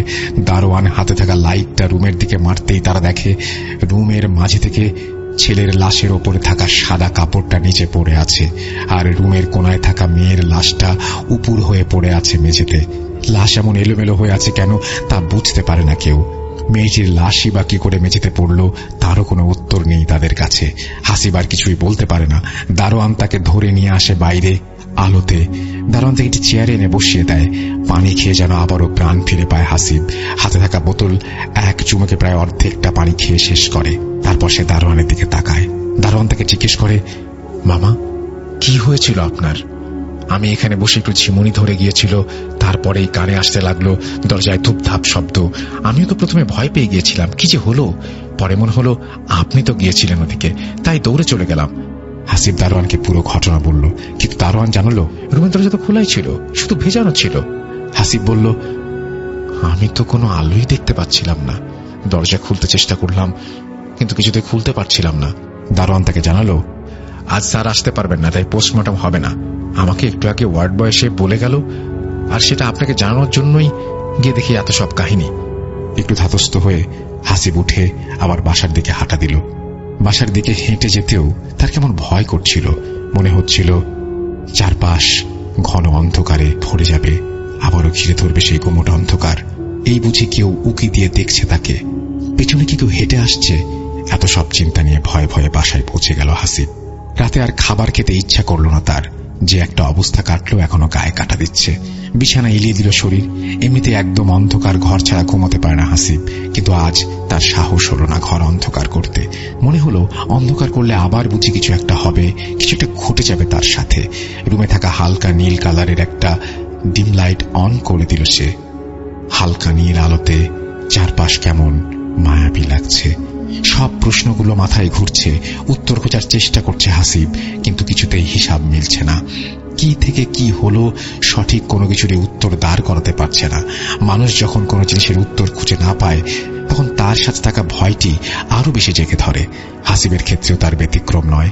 একসময় মস্তিষ্ক ক্লান্ত হয়ে ঘুমের দেশে পাড়ি জমায় হাসিব। রাত তখন কটা হবে জানা নেই। চারিদিকে নিস্তব্ধতা। ঘরে থাকা ঘড়ির কাঁটার টিকটিক শব্দটা শুধু হালকা হালকা কানে ভেসে আসছে। হঠাৎ সে বুকের ওপরে প্রচন্ড চাপ অনুভব করল। মনে হচ্ছে তার বুকের ওপরে কিছু একটা চেপে বসে আছে। বুকের ওপরের এই অসম্ভব চাপে ঘুম পুরোপুরি ভেঙে যায় হাসিবের। সে আস্তে আস্তে চোখ খুলে তাকায়। ঘরের ভেতরে হালকা নীল আলোতে চোখ খুলে হাসিব যা দেখে তা দেখে তার শরীরের রক্ত হিম হয়ে যায়। তার বুকের ওপরে চেপে বসে আছে একটা নারীর অবয়ব। ভালো করে তাকাতেই দেখে সেই সাদা কাফনের কাপড়। একটা মাংস পচা গন্ধে পুরো ঘর ভরে গেছে। একরাশ চুল উঠছে বাতাসে। ভয়ে এবার ঘামতে শুরু করে হাসিব। আবার সে চলে যায় একটা ঘোরের মাঝে। সে কি আসলে বাস্তবেই এটা দেখছে, নাকি এটা কোনো স্বপ্ন? আজও তার শরীর সায় দিচ্ছে না তার সাথে। অনেক চেষ্টা করেও হাত পা কিছুতেই নাড়াতে পারছে না হাসিব। এমনকি তার গলা দিয়েও কোনো শব্দ বের হচ্ছে না। হাসিব নিজের সব শক্তি দিয়ে চিৎকার করার চেষ্টা করলো, কিন্তু গলা দিয়ে গোঙানির মতো আওয়াজও বের করতে পারল না। আর তখনই মেয়েটি তার দিকে তাকায়, হাসিবের দিকে এগিয়ে আসে। কি ভয়ানক সেই মুখ! মুখের কিছু জায়গায় মাংস যেন খসে পড়ছে, চামড়া ঝুলে গেছে অনেক জায়গায়। চোখ দুটো যেন অন্তহীন গর্ত, যেন কেউ কোঠর থেকে বের করে নিয়ে এসেছে চোখ দুটিকে। লাশ কাটা ঘরের স্ট্রেচারে শুয়ে থাকা সেই মেয়েটি যেন চেপে আছে তার বুকের ওপর। মেয়েটি ভাবলেশীন ভাবে তাকিয়ে দুইটা হাত উঁচু করে এগিয়ে দেয় হাসিবের গলার দিকে। হাতের চামড়া দেখে এতটাই ফ্যাকাশে মনে হচ্ছিল, নীল আলোতেও মনে হচ্ছিল তার শরীরে কোনো রক্ত অবশিষ্ট নেই। হঠাৎ হাত দুটি এসে চেপে ধরে হাসিবের গলা। হাসিব প্রাণপণে হাত দুটো দিয়ে চেপে ধরে মেয়েটির হাত। জোরে চিৎকার করে বাঁচার আপ্রাণ চেষ্টা করতে থাকে। তার মনে হচ্ছে সে এবার মারা যাচ্ছে। চোখ দুটি বন্ধ হয়ে আসবে হাসিবের। চোখের পাতা মিলিয়ে যাওয়ার আগে হাসিব দেখে মেয়েটি এখনো চেপে বসে আছে তার বুকে, আর তার গলা চেপে ধরে আছে। বুকের উপরে প্রচন্ড ব্যথা অনুভব করে হাসিব। সকালে তার ঘুম ভাঙল। পাশের রুমে থাকা বড় ভাইয়ের ডাকে। বিছানায় উঠে বসে হাসিব আর ভাবতে থাকে রাতে কি হয়ে গেল তার সাথে। সে কি আসলেই স্বপ্ন দেখছে, নাকি সত্যি রাতে মর্গের সেই মেয়েটি এসেছিল? আর চিন্তা করতে পারছে না হাসিব। বিছানা থেকে উঠতে গিয়ে বুকের ওপরে প্রচন্ড একটা ব্যথা অনুভব করে, বুকের মাঝে ধক করে ওঠে। তবে কি? বাথরুমে থাকা আয়নার সামনে যেতেই দেখে গলায় লাল রক্ত জমাট বেঁধে আছে, মনে হচ্ছে কয়েকটি আঙুলের দাগ বসে আছে গলায়। ভয়ে কুঁকড়ে যায় হাসিব। এর মানে রাতের ঘটনা মিথ্যা বা স্বপ্ন নয়, রাতে সে যা দেখেছে তা পুরোটাই সত্যি। আর এক মুহূর্ত এখানে নয়, ব্যাগ গুছিয়ে বেরিয়ে পড়ে হাসিব। বাড়ি ফিরে আর কাউকে জানানোর সাহস হয় না ব্যাপারটা। যদিও তার মা তার গলায় এমন দাগ দেখে প্রশ্ন করে, সে অ্যালার্জি বলে উড়িয়ে দেয়। ছুটি শেষ করে এসে হাসিব সেই বাসা ছেড়ে দিয়ে নতুন বাসায় ওঠে। এরপরে আর তেমন কোনো সমস্যা হয়নি বা ঘটেনি। তার সাথে অনেক আগে থেকে ঘটে যাওয়া সেই ঘটনার সাথে এই ঘটনার কোনো যোগসূত্র আছে কিনা তাও এখনো বুঝতে পারে না হাসিব।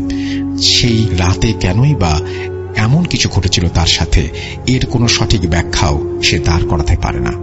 মেয়েটি কি তাকে কিছু বলতে চেয়েছিল? বলতে যদি চাইবে তবে এমন করে বুকের ওপরে গলা চেপে ধরে বসেছিল কেন? কিসের রাগ ছিল তার উপর? এমন অনেক প্রশ্ন আজও আছে অন্ধকারে। এর সঠিক উত্তর আজও মেলানোর চেষ্টা করছে হাসিব। হাসিব এখনো ভয়ে থাকে আবার কবে তার জীবনে নেমে আসে এমন ঘন কালো অন্ধকারের রাত, এমন কালো অন্ধকারের ঘোর। আবারও হয়তো কোনো এক রাতে ভাবলে সিং বিভৎস ফ্যাকাশে মুখ নিয়ে সেই মেয়ে অবয়ব চেপে ধরতে পারে তার গলা। এই ছিল তানভীর তুষারের ঘটনা। চমৎকার ভাবে লিখেছেন তানভীর তুষার, থ্যাংক ইউ ভেরি মাচ। আমারও প্রশ্ন, এটা আমিও মিলাতে পারিনি যে দুটো ঘটনার মধ্যে আসলে কোনো রিলেশন আছে কিনা। দুটো ঘটনা সেপারেট হতে পারে, বাট আমি জানি না। এটা লিসেনারদের উপরে ছেড়ে দেওয়াটা সবচাইতে ভালো হবে। আর আপনাদের সবাইকে অসংখ্য ধন্যবাদ মন দিয়ে এতক্ষণ পর্যন্ত ঘটনা শোনার জন্য। আর আপনাকেও ধন্যবাদ তানভীর তুষার আমাকে ঘটনাটি পাঠিয়ে দেওয়ার জন্য। আর যিনি ঘটনাটি পাঠিয়েছেন তাকে অনেক ধন্যবাদ, যদিও নাম ঠিকানা গোপন করেছেন বলে নাম বলতে পারলাম না। অনেক অনেক ধন্যবাদ আপনাকেও। আশা করছি ঘটনাটি আপনাদের ভালো লেগেছে। যদি ভালো লাগে অবশ্যই আমাদের জানাবেন, যদি ভালো না লাগে তাও আমাদের জানাবেন। এই ছিল আমাদের ঈদের এপিসোডের মানে ফার্স্ট যে এপিসোড, যেটা আমার সবচেয়ে পছন্দের এপিসোড, যেটা আপনাদের হয়তো পছন্দ না, আপনারা ঈদের দিন হয়তো বেশি পছন্দ করেন, কিন্তু এটা আমার ফার্স্ট এপিসোডে আমার সবচেয়ে পছন্দের মানুষের একটা ঘটনা আমি আপনাদের শোনালাম। এবং আরো একটা পছন্দের মানুষ আমাদের আসছে। আসলে আমার পছন্দের মানুষের তালিকাটা খুব বেশি লম্বাও না, আবার খুব বেশি সংক্ষিপ্তও না।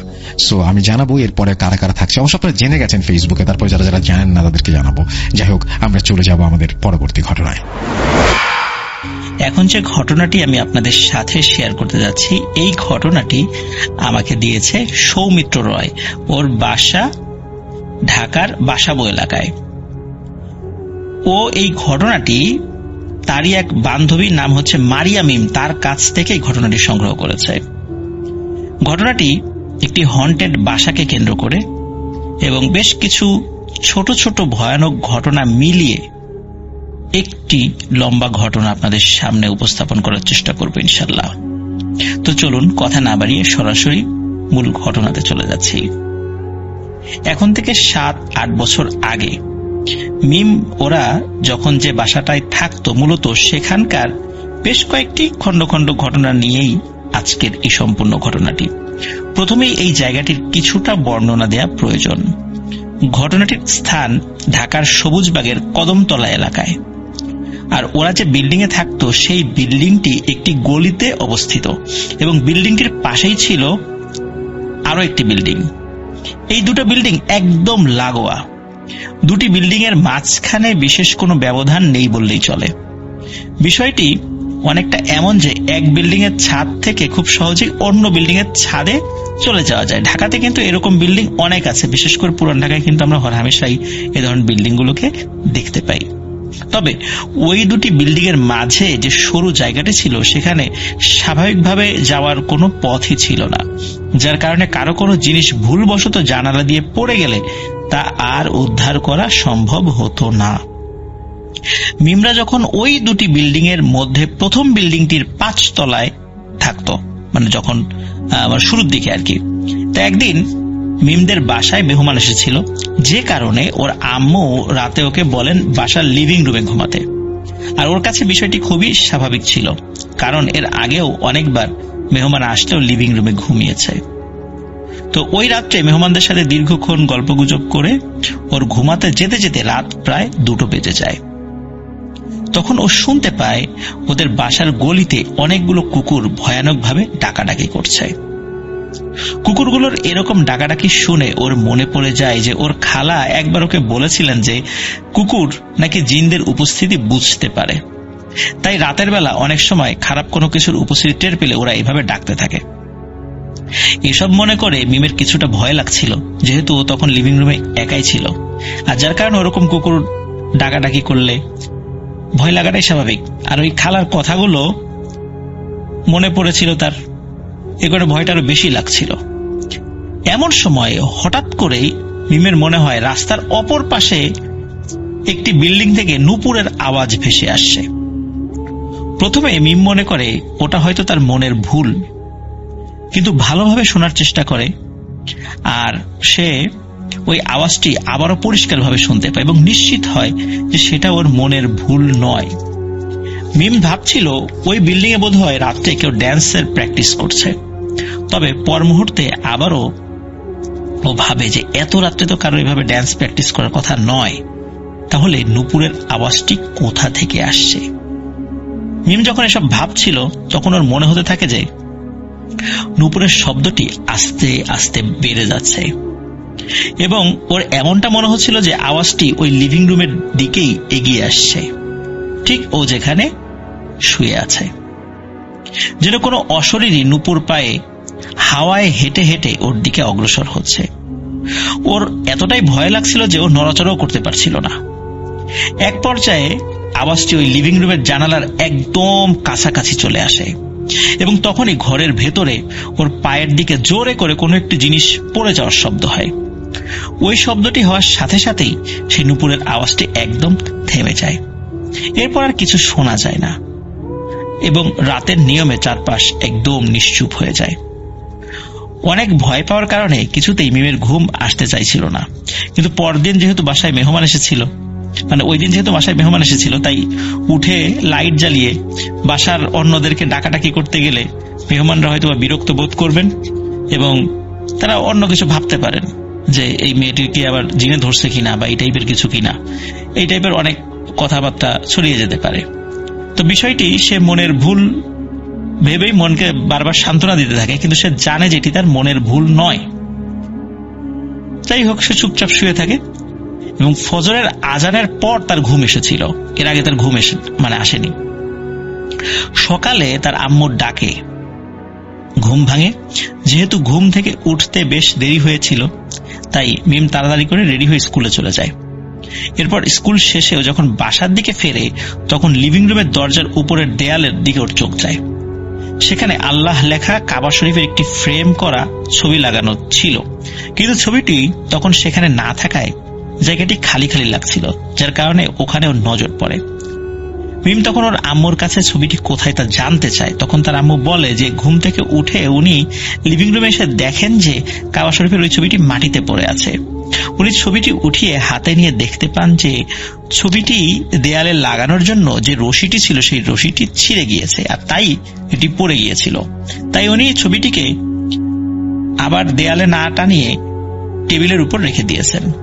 একথা শুনে মিম রুমে গিয়ে দেখে যে ছবিটি টেবিলের উপর রাখা আছে। তখন মিম বুঝতে পারে যে গত রাত্রে ও একটি জিনিস পড়ে যাওয়ার জোরালো শব্দ শুনতে পেয়েছিল, সেটি আসলে ওই ছবিটি পড়ে যাওয়ারই শব্দ ছিল।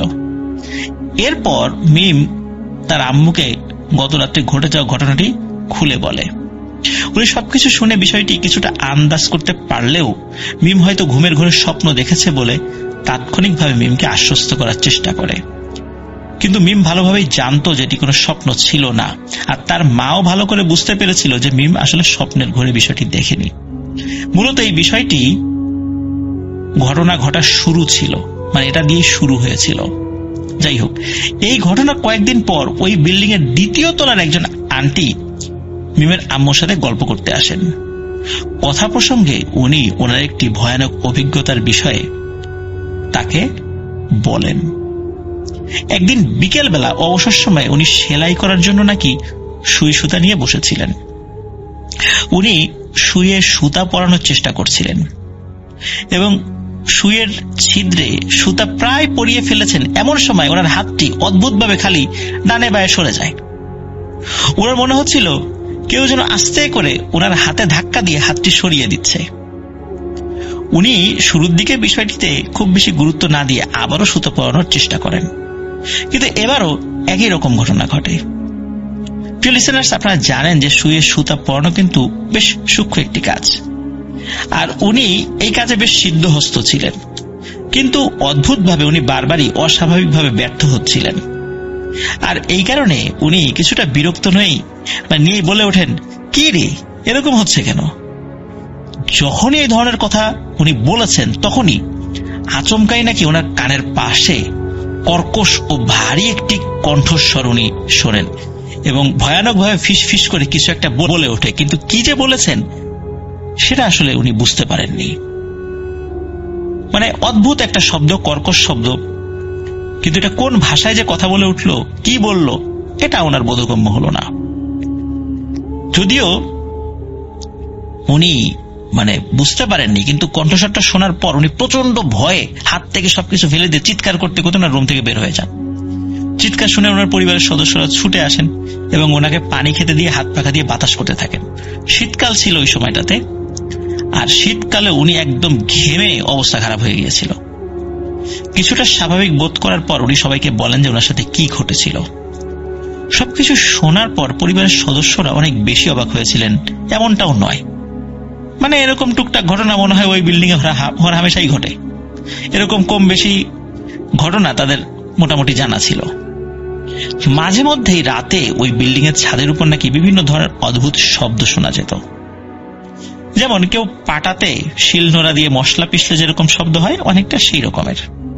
আবার যারা পার্শ্ববর্তী লাগোয়া বিল্ডিংটির সাইডে থাকতেন তাদের মধ্যে অনেকেই গভীর রাতে দুটি বিল্ডিং এর মধ্যবর্তী যে সরু জায়গাটি রয়েছে সেখান থেকে একটি ছোট্ট বাচ্চার কান্নার আওয়াজ আসতে নাকি শুনেছেন।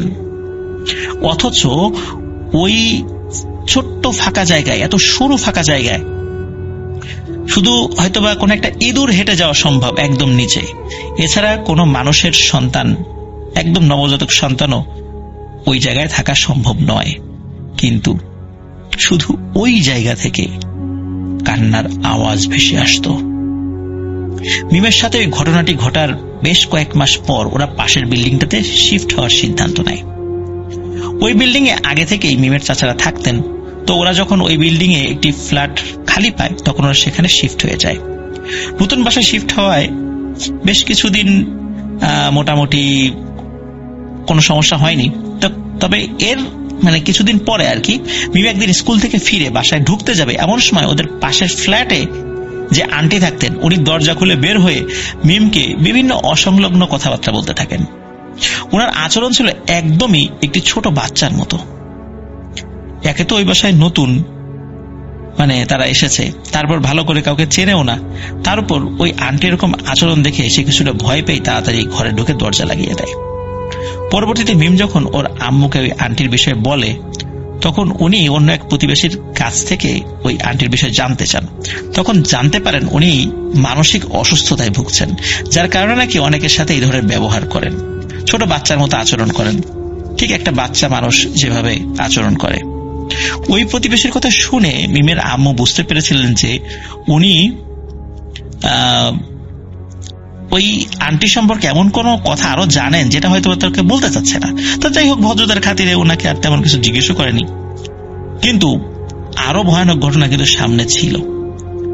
একদিন দুপুরে হঠাৎ করে মিমদের পাশের ফ্ল্যাট থেকে চেঁচামেচির আওয়াজ শুনে ওরা দরজা খুলে দেখে যে ওই বিল্ডিং এর অনেকে সেখানে উপস্থিত হয়েছে। মিমরাও কৌতূহলবশত সেখানে গিয়ে দেখে যে ওই যে আন্টি আগের দিনের মতোই উচ্চস্বরে বাচ্চাদের মতো বিভিন্ন অসংলগ্ন কথাবার্তা বলছেন। কিন্তু যখনই উনি ওখানে মিমকে দেখতে পান তখনই দৌড়ে গিয়ে খপ করে মিমের হাত চেপে ধরেন এবং বলেন যে, এই মেয়ে আমার সাথে আসো, সোফায় বসো। তার পাশে সোফায় বসান। মিম খুবই অস্বস্তি বোধ করছিল এবং ভয় পাচ্ছিল, কিন্তু চুপচাপ সে ওই সোফায় বসে পড়ে, কোনো কথা বলছিল না। আর সোফায় বসার পরপরই ওই আন্টি আবারও অসংলগ্ন কথাবার্তা বলতে থাকেন, যে কথার আগা মাথা কিচ্ছু নেই। তখন উপস্থিত সবাই বিভিন্ন ধরনের কথা বলে একটি বাচ্চাকে যেভাবে বোঝানো হয় সেভাবে ওনাকে শান্ত করার চেষ্টা করে। বলে রাখা ভালো যে ওনার একটি মেয়ে ছিল যে এতক্ষণ খাটের পাশে দাঁড়িয়ে একদম চুপ করে সবকিছু শুনছিল। ওই আন্টি যখন কিছুটা শান্ত হলেন তখন সবাই ওই মেয়েটিকে বলে, যেহেতু ওই আন্টি অনেকটা অসুস্থ যেহেতু, তাই ওনাকে বিভিন্ন কাজে ওই মেয়ে যেন সহযোগিতা করে। একথা শোনা মাত্রই মেয়েটি চোখ বড় বড় করে খুব ভয়ানক ভাবে সবার দিকে কিছুক্ষণ তাকিয়ে থাকে। মানে নিজের মাকে সাহায্য করবে একথা বলার ফলে সে মনে হয় খুব বিরক্ত হয়েছে, রাগও হয়েছে এবং অবাকও হয়েছে। এরপর ওই রুম থেকে সে বের হয়ে বারান্দায় চলে যায়। কয়েকদিন পর মিমের চাচি যখন ওদের বারান্দায় এসেছিলেন তখন উনি জানান যে ওই আন্টি এবং ওনার মেয়ের উপর নাকি বেশ কয়েকটি ভয়ানক জিনের আঁচড় রয়েছে।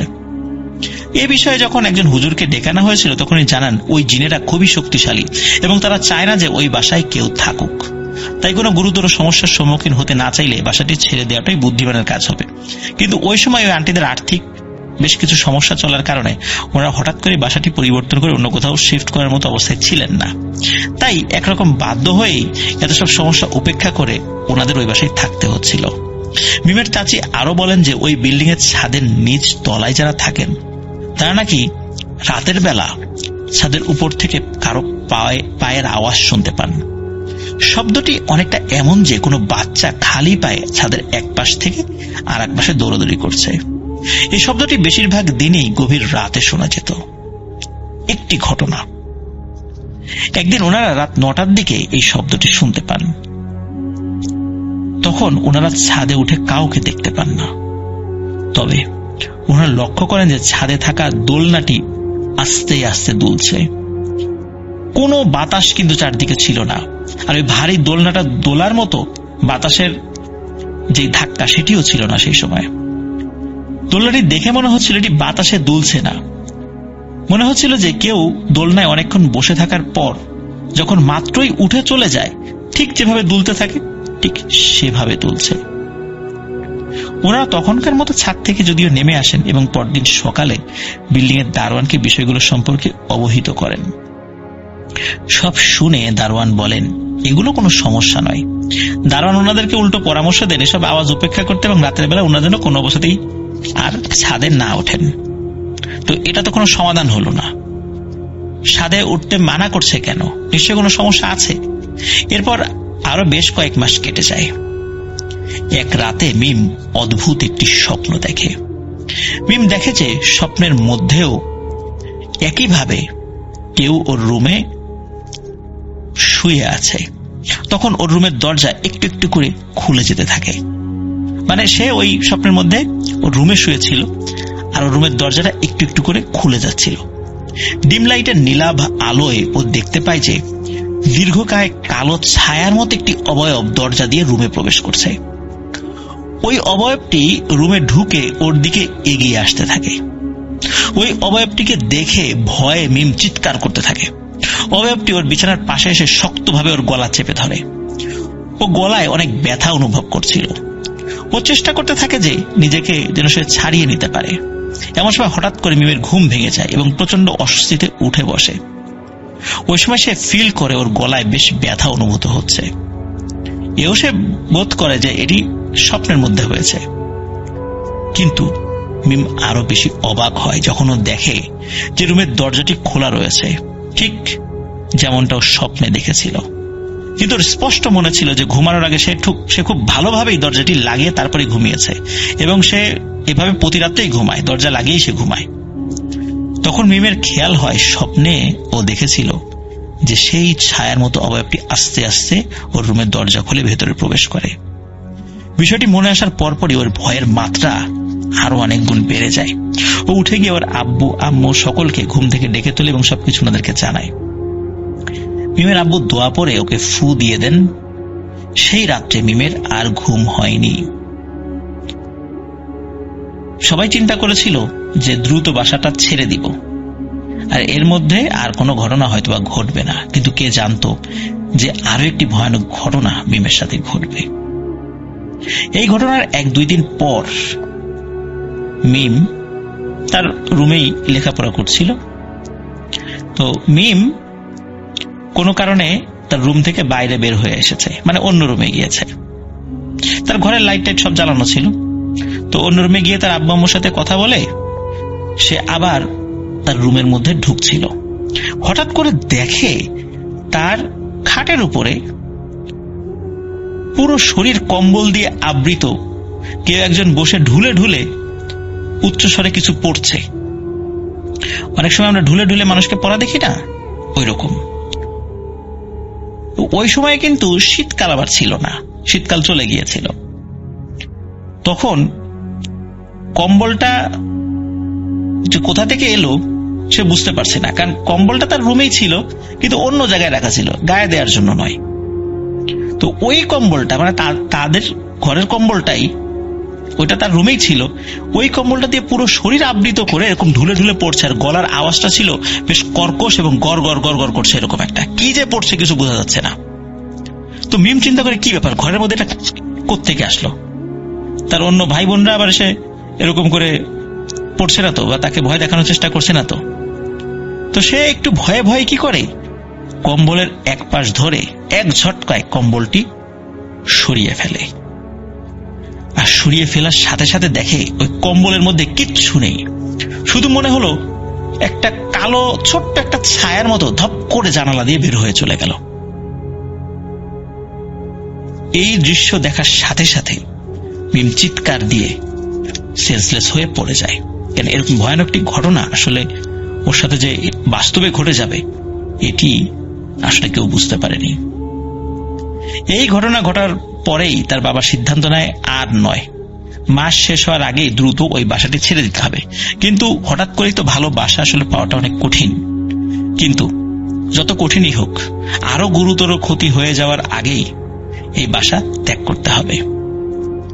তো সেই বাসাটি ছেড়ে দেওয়ার সিদ্ধান্ত চূড়ান্ত হওয়ার পর একদিন ওদের বাসার যে কাজের মহিলা, সে যখন কাজে আসে তখন মিমের আম্মু ওই মহিলাকে পুরো বিষয়টি জানান এবং বলেন যে ওরা যে নতুন বাসায় শিফট হবে সেখানে যদি ওই মহিলাটি কাজে যেতে পারে তাহলে মিমের আম্মু ওই মহিলাকে কাজে বহাল রাখবেন। তখন ওই কাজের খালা বা বুয়া এই বাসা ছেড়ে দেওয়ার যখন কারণ জানতে চায় তখন মিমের আম্মু হালকাভাবে ওনাকে বিষয়গুলো বলেন। সব শুনে ওই কাজের খালা বলেন ওদের বাসাটি যে গলিতে অবস্থিত ওই গলির রাস্তাটিকে এই রাস্তাটা ঘিরে নাকি অনেক ভয়ের বিষয় রয়েছে এবং এলাকার অনেকেই নাকি বিষয়টি সম্পর্কে জানেন। ওই সময় মিম সোফায় বসে টিভি দেখছিল। তো কাজের খালার মুখে একথা শুনে ও বিষয়টি সম্পর্কে খালার কাছে জানতে চায়। তখন খালা বলেন একটি ভয়ানক ব্যাপার। তিনি বলেন ওই এলাকার অনেকেই গভীর রাত্রে এই রাস্তা দিয়ে চলার সময় নাকি দেখেছে রাস্তার পাশে একটি লাল শাড়ি পরা বউ ঘোমটা দিয়ে বসে আছে। তারা যখনই সেই মহিলাটিকে অতিক্রম করে হেঁটে সামনের দিকে এগিয়ে যাওয়ার চেষ্টা করে তখন নাকি সেই মহিলা পেছন থেকে খুবই মিষ্টি গলায় ডাক দেয় এবং বলে আমাকেও সাথে নিয়ে যাও। এভাবে ওই মহিলাটি বিভিন্নভাবে অনুনয় বিনয় করতে থাকে এবং বলে একবার হলেও পেছন দিকে ঘুরে তার দিকে যেন কেউ তাকায়। কিন্তু এলাকার সবারই কম বেশি জানা রয়েছে যে পেছনে ঘুরে যদি কেউ তাকায় তাহলে ভয়ানক বিপদ হতে পারে। এরকম ঘটনা নাকি ওই এলাকায় অনেক ঘটেছে এবং অনেকেই বিষয়টি প্রত্যক্ষ করেছেন। ওই কাজের খালা আরো বলেন যে একসময় এই এলাকার চারপাশে শুধু পানি ছিল, পরবর্তীতে মাটি ফেলে জলাশয়গুলো ভরাট করে এই বিল্ডিংগুলো নির্মাণ করা হয়। মিমরা এখনো ওই এলাকাতেই অন্য একটি বাসায় থাকে, তবে ওই আগের বাসাটি মূলত পরিবর্তন করার পর থেকে মিমের সাথে আর কোনো ভয়ানক ঘটনা ঘটেনি। তো এটি ছিল ঘটনা। প্রিয় লিসেনার্স, আশা করছি এই ঘটনা ছোট ছোট যেই কয়েকটি ব্যাপার একত্র করে বললাম এটা সত্য ঘটনা। আর ওই এলাকাতে স্পেশালি যদি সবুজবাগ ওই সাইডে যারা থাকেন তারা যদি এলাকাটি চিনে থাকেন তারা অবশ্যই ঘটনার সত্যতা সম্পর্কে আপনারা অবগত আছেন। তো ধন্যবাদ সৌমিত্র রয়কে, একটি সত্য ঘটনা ভূত.com-এ যেন আমি শেয়ার করি এজন্য আমাকে তিনি দিয়েছেন। আবারও শুভেচ্ছা জানাচ্ছি ভূত.com-এর সকল লিসেনারকে। আশা করছি আপনারা সবাই ভূত.com-এর সাথে থাকবেন, রাসেল ভাইয়ের সাথে থাকবেন, আমাদের সকলের সাথে থাকবেন। তানভীর তুষারের ঘটনা শুনলাম, আফনান ভাইয়ের ঘটনা শুনলাম, হুমায়রা ভাবির ঘটনা আমরা শুনে আসবো। It's a beautiful story. আমার মনে হয় যে আপনারা সবাই যারা শুনছেন তারা পছন্দ করবেন। চলুন কথা না বাড়িয়ে সরাসরি আমরা ঘটনায় চলে যাই। যেভাবে লেখা আছে আমি সেভাবেই পড়ছি। আসসালামু আলাইকুম রাসেল ভাই, অনেকদিন পর লিখতে বসলাম। আমি হুমায়রা ঢাকার মিরপুর থেকে বলছি। আজকের ঘটনাটা একটু অদ্ভুত আমার কাছে মনে হয়। কেন অদ্ভুত বললাম সেটা ব্যাখ্যা করছি। মূলত যতবার এই ঘটনা শেয়ার করব বলে লিখতে নেই, কেন জানি না এক অজানা কারণে আর লেখা হয়ে ওঠে না। অথচ সংগৃহীত বা অন্যের সাথে ঘটে যাওয়া ঘটনা শেয়ার করেছি বহুবার, কিন্তু আমার নিজের সাথে ঘটে যাওয়া এই ঘটনাটা আমি শেয়ার করিনি। যাই হোক, কথা না বাড়িয়ে এবার ঘটনায় চলে যাই। আমরা তখন নতুন বাড়ি করি। সেই বাড়িতে ওঠার কয়েকদিন পর এই ইনসিডেন্টটা আমাদের সাথে ঘটেছিল। আমাদের বাড়ির একটু বর্ণনা দেই। যেখানে আমাদের বাড়ি তার আশেপাশে কোনো বাড়িঘর ছিল না। খোলা মাঠ দুই দিকে, পেছনে পুকুর আর সামনে একটা হাইওয়ে। বাড়ির পরিবেশটা এত সুন্দর, বিকালে ছাদে উঠে তাকালে চারিদিক শুধু মাঠ। একটু দূরে একটা মেহগনি বাগান আর তার পাশে কালো পুকুর। এই পুকুরটার নাম কালো পুকুর কেন জানি না, তবে এটুকু জানি ওই পুকুরে অনেক মাছ আছে, কিন্তু কেউ সেই মাছ ধরতে পারে না, কারণ ওখানে প্যারানরমাল কিছু বিষয় আছে। সবার ধারণা ওখানে জিন থাকে। একবার হলো কি, আমাদের ওই দূরের এলাকা থেকে একদল জেলে আসলো। ওরা বলল, আমরা শুনেছি আপনাদের পুকুরে নাকি মাছ ধরা যায় না, আমরা মাছ ধরে দিতে পারবো, তবে শর্ত আছে। মোট মাছের 4 ভাগের 3 ভাগ আমাদের দিতে হবে। তো যার পুকুর সে ভাবল, মোটেও ধরতে পারি না, যদি 1 ভাগ পাই তাতে অনেক বেশি হয়ে যাবে। সে রাজি হয়ে গেল।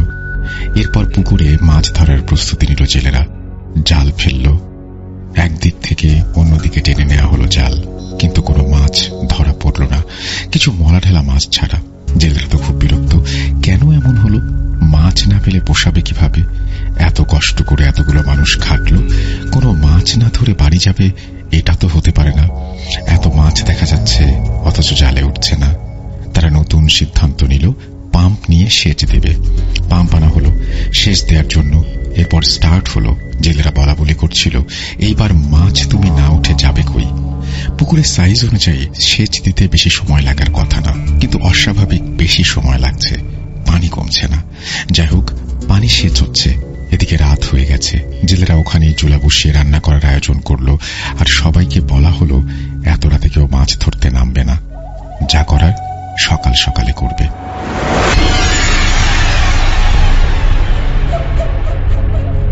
ভোর রাতের দিকে পানি কমে আসলো। সেচ বন্ধ করে দেয়া হলো। সবাই লাইট মেরে দেখল প্রচুর মাছ। জেলেরা ভীষণ খুশি। সকালের আলো ফুটলেই তারা মাছ ধরতে নামবে। এদিকে এলাকার লোকজনের ভেতরে ভীষণ একটা কৌতূহল ছিল এই পুকুর নিয়ে। তাই ভোর হতে তারাও হাজির হলো মাছ ধরা দেখার জন্য। কিন্তু তারা আশ্চর্যজনকভাবে কোনো মাছ ধরতে পারল না। যখনই কাদার মধ্যে থেকে মাছ ধরে ছুটিতে রাখা হয়, তখনই তারা দেখতে পায় সেটা মাছ নয়, সাপ।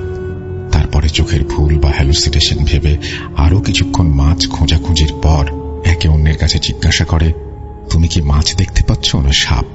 এমন সময় ওপর থেকে এলাকার লোকজন চিৎকার শুরু করলো, সাপ সাপ বলে। ভয়ে জেলেরা সব পুকুর থেকে ছুটাছুটি করে উপরে উঠে গেল, কারণ পুকুর ভর্তি শুধু সাপ আর সাপ। সে সাপগুলো যেন তেন সাপ নয়, সংখ্যায় 1-2টা নয়, শত শত সাপ। কেমন একটা পরিস্থিতি চিন্তা করুন।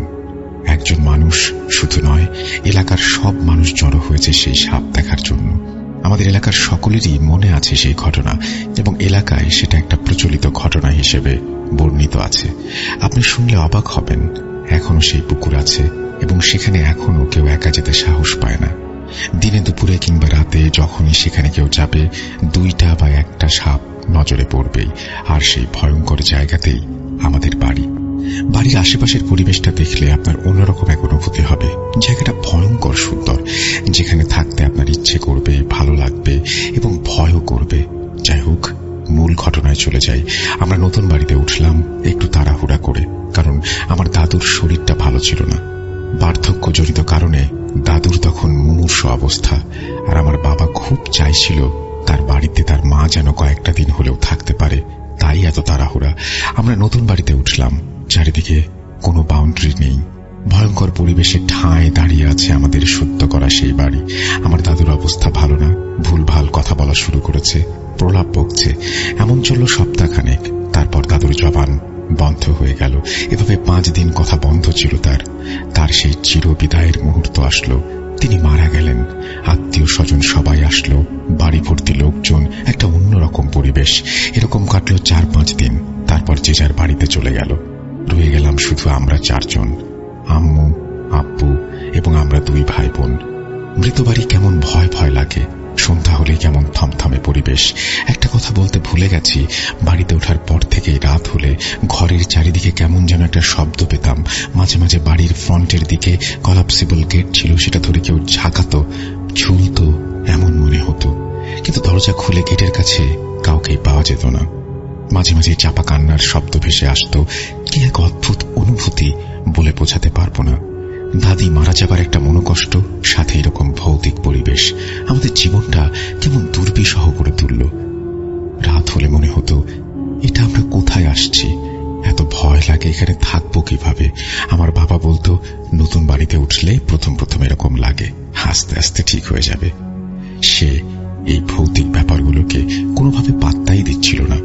যাই হোক, এক রাতের কথা বলি। আমার বাবা হঠাৎ অফিসের কাজে বাইরে গিয়েছিল, আর যাওয়ার সময় বলে গিয়েছিল সে আজ রাতে বাসায় ফিরবে না। এমনিতেই বাবা বাসায় থাকতেই আমরা ভয়ে গুটিসুটি মেরে থাকি, আর বাবা না থাকলে আমরা কিভাবে থাকবো ভাবতেই পারছিলাম না। সন্ধ্যা হলো, আমরা 3 জন বাসায়। সামনের গেট এবং পেছনের দিকে বের হওয়ার জন্য যে লোহার দরজা, সেটা তালা দিয়ে দেই। আমরা নাস্তা খাচ্ছিলাম। হঠাৎ মনে হলো চারিদিকে প্রতিদিনের চেয়েও আরো বেশি নিস্তব্ধ, এবং আকাশে বিদ্যুৎ চমকাচ্ছিল। মনে হলো খুব বড় ঝড় আসবে, আর সেই সময় একটু মেঘ দেখলেই বিদ্যুৎ চলে যেত। বাতাস, বৃষ্টি যাই হোক, বিদ্যুৎ নেই। সেদিনও তার ব্যতিক্রম ছিল না। বিদ্যুৎ চলে গেল, নিমিষেই অন্ধকারে ছেয়ে গেল চারিদিক। শুরু হলো ঝড়, বাতাসের তীব্র বেগে বয়ে চলা, সাথে আমাদের মনের ভয় হিমশীতল স্রোতধারাও বইছে। আম্মু আমাদের 2 ভাই বোনকে নিয়ে একটা টিমটিমে চার্জার ল্যাম্প চালিয়ে বসে আছে, আর ঝড় থামার অপেক্ষা করছে। নিশুতি রাত, ভাইয়া আর আম্মু ভয় পাচ্ছে চোর ডাকাতের। হাইওয়ের পাশেই আমাদের বাড়ি, কিন্তু কেমন যেন শুনশান পরিবেশ। আমি ভয় পাচ্ছি অতি প্রাকৃত কিছুর। বাতাসের ঝাপটা কিছুটা কমে আসলো, কিন্তু তার সাথে নতুন সংযোজন হলো বৃষ্টি। বৃষ্টি পড়তে শুরু করলো, ঝুমঝুম ঝুমঝুম বৃষ্টি। কি এক ভয়ঙ্কর অনুভূতি! এখনো লিখতে গিয়ে গা শিউরে ওঠে। টানা বৃষ্টি বয়ে যাচ্ছে, আমরা এক অজানা ভয়ের মধ্যে সময় পার করছি। আর তখনই ঘটল সেই ঘটনা। হঠাৎই একটা ঝনঝন শব্দে কি যেন আমাদের গেট ধরে ঝাঁকাচ্ছে। ভয়ে আমরা 3 জন পাথর হয়ে গেছি, চুপ করে আছি, কেউ কথা বলছি না। একটানা শব্দ হয়েই যাচ্ছে। কিছুক্ষণ পর শব্দটা থেমে গেল। আম্মু আর ভাইয়া দেখার সিদ্ধান্ত নিল। ভাইয়া বলল, ছাদে গিয়ে দেখি কে। আম্মু বলল, না দরকার নাই। আমি বললাম, জানালার পর্দা সরিয়ে দেখি। তারপর পর্দা একটু ফাঁকা করে গেটের দিকে তাকিয়ে ভাইয়া বলে, অন্ধকারে কাউকে দেখা যাচ্ছে না। আম্মু, ভালো করে আশেপাশে চেয়ে দেখো, কেউ নেই। হঠাৎই আকাশে বিদ্যুৎ চমকানোর আলোতে দেখলো কে যেন দাঁড়িয়ে আছে গেটের কাছে। ছোট, কিছুটা বামন আকৃতির একজন বুড়ো মহিলা, যার পরনে ছাই বা ময়লাটে একটা সাদা শাড়ি, মাথায় বড় করে একটা ঘোমটা টানা। ঘোমটার কারণে মুখ দেখা যাচ্ছে না।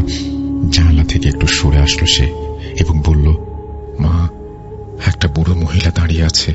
আম্মু, মনে হয় কোনো বুড়ো মানুষ বিপদে পড়েছে, চলো দরজা খুলে দেখি কে। আম্মু আর ভাইয়া কোনো প্রকার ভৌতিক ভয় পাচ্ছিল না। তারা ভাবল কে জিজ্ঞেস করি। কিন্তু আমি সেই ছোটবেলা থেকেই এই অতি প্রাকৃত জিনিসে অনেক ভয় পাই। আমি বললাম, যেও না, ভয় লাগছে। আম্মু বলল, গেট তো লক করা, জাস্ট দরজাটা খুলবো, দেখবো কে। তারা দরজা খুলল এবং দেখল কেউ একজন মাথা নিচু করে দাঁড়িয়ে আছে, যার মাথাটা ঘোমটার কারণে দেখা যাচ্ছে না। মুখের স্থানে কেমন যেন অন্ধকার। আম্মু বলল, কে আপনি, কি চান? এই ঝড় বৃষ্টির রাতে কোথা থেকে এসেছেন? সে মুখ না তুলে কেমন অদ্ভুত ভাবে মাথা নাড়ছে। আমি সেই দৃশ্য আজও ভুলতে পারি না।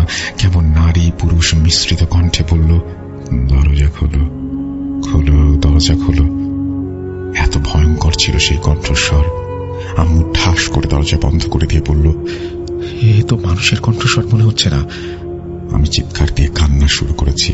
ওই দিকে চলছে সেই ভয়ঙ্কর কণ্ঠের চিৎকার, দরজা খোলো, দরজা খোলো।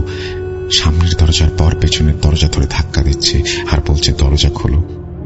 কখনো ডান দিকের জানালা, কখনো বাম দিকের জানালা, সবকিছু হচ্ছে খুব দ্রুত। একজন বৃদ্ধ মহিলার ক্ষেত্রে এত দ্রুত এই জানালা থেকে ওই জানালায়, এই দরজা থেকে ওই দরজায় মুভ করা কোনোভাবেই সম্ভব না। আমার আম্মুর বুঝতে বাকি রইল না ওই বুড়ি মহিলা আসলে কে। আম্মু আমাদের দুজনকে দুই হাতে চাপড়ে ধরে শুধু সূরা পড়তে লাগলো, আল্লাহু লা ইলাহা ইল্লাল্লাহুল হাইয়ুল কাইয়ুম, অর্থাৎ আয়াতুল কুরসি। খুব জোরে জোরে পড়তে থাকলেন। এভাবে কতক্ষণ সময় কেটে গেছে বলতে পারবো না। হঠাৎ ভাইয়ার ডাকে আমাদের চৈতন্য ফিরে পেলাম। আম্মু পড়া বন্ধ করলো। ভাইয়া বলল, শব্দ আর হচ্ছে না। আশ্চর্যজনক বিষয় হলো আয়াতুল কুরসির এত ক্ষমতা, অথচ আমরা এর গুরুত্ব সবসময় বুঝতে পারি না। সেই রাতে এত বড় বিপদ থেকে রক্ষাকারী অলৌকিক বাণী হলো আয়াতুল কুরসি। কিছুক্ষণ পর বিদ্যুৎ চলে আসলো। তখনও আমাদের ভয় পুরোপুরি কাটেনি। হঠাৎ আবার বাইরের গেটে ঠক ঠক ঠক ঠক শব্দ, কে যেন ডাকছে ভাইয়ার নাম ধরে। না, এবার ভৌতিক কোনো বিষয় নয়, কণ্ঠস্বরটা আমাদের পরিচিত। বুঝতে পারলাম এটা আমাদের কাজিন শাহজাহান ভাই। কাক ভেজা হয়ে গেটে দাঁড়িয়ে আছে। আমরা যেন প্রাণ ফিরে পেলাম। তাড়াতাড়ি তাকে গেট খুলে ভেতরে ঢোকালাম। এভাবেই সেই ভয়াবহ রাতের সমাপ্তি ঘটল। আমাদের বাড়িটা এখনো আছে, তবে বহু বছর আর সেখানে আমরা কেউ থাকি না। বাড়িটাও এখন আর একতলা নেই, এখন ভাড়া দেয়া হয়েছে নিচতলায়। আমরা যখন যাই তখন দোতলায় থাকি। দোতলাটা সবসময় তালা বন্ধ থাকে। আপনি যখন আমাদের এলাকায় আসবেন, নিমন্ত্রণ রইল সেই ভয়ঙ্কর সুন্দর মেহগনি গাছে ঘেরা বাড়িতে। আমি জানি না মানুষ কেন বলে জিন ভূতে বিশ্বাস করে না। আমরা যদি মুসলিম হই তাহলে তো কোরআনে উল্লেখ আছে জিন জাতির কথা। সেই রাতে যদি অবিশ্বাসী লোকগুলোর কোনো একজন থাকতো, বুঝতে পারত ভয় কাকে বলে আর পৃথিবীতে জিন ভূত আছে কিনা। রাব্বি মাঝে মাঝে বলে সমাজের কিছু সংখ্যক মানুষ জিন ভূত বিশ্বাস করি না, কিন্তু অন্ধকারে সিঁড়ি দিয়ে নামার সময় কিংবা অন্ধকার রুমের ভেতরে ভয় পাই। যদি তারা এগুলো বিশ্বাসই না করে তাহলে তাদের কিসের ভয়? তো এই ছিল ঘটনা রাসেল ভাই। যারা জিন ভূতে বিশ্বাস করেন তাদের ভৌতিক শুভেচ্ছা। ভূত.com দীর্ঘজীবী হোক। আল্লাহ হাফেজ।